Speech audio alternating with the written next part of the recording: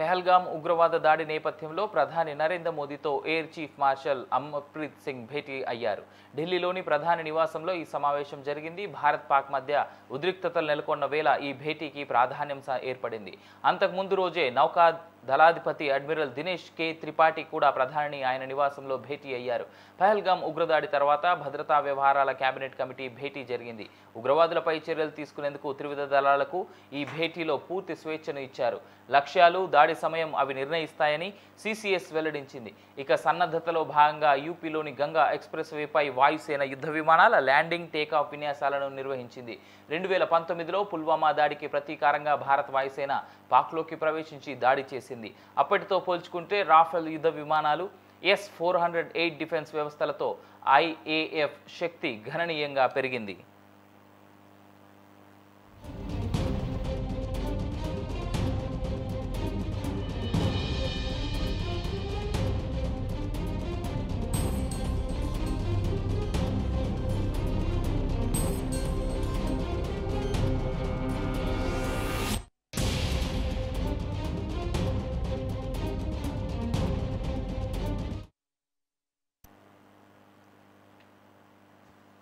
పెహల్గాం ఉగ్రవాద దాడి నేపథ్యంలో ప్రధాని నరేంద్ర మోదీతో air chief marshal Amarpreet Singh భేటీ అయ్యారు. ఢిల్లీలోని ప్రధాని నివాసంలో ఈ సమావేశం జరిగింది. భారత్ పాక్ మధ్య ఉద్రిక్తతలు నెలకొన్న వేళ ఈ భేటీకి ప్రాధాన్యం ఏర్పడింది. అంతకుముందు రోజే నౌకా దళాధిపతి అడ్మిరల్ దినేష్ కే త్రిపాఠి కూడా ప్రధాని ఆయన నివాసంలో భేటీ అయ్యారు. పహల్గాం ఉగ్రదాడి తర్వాత భద్రతా వ్యవహారాల కేబినెట్ కమిటీ భేటీ జరిగింది.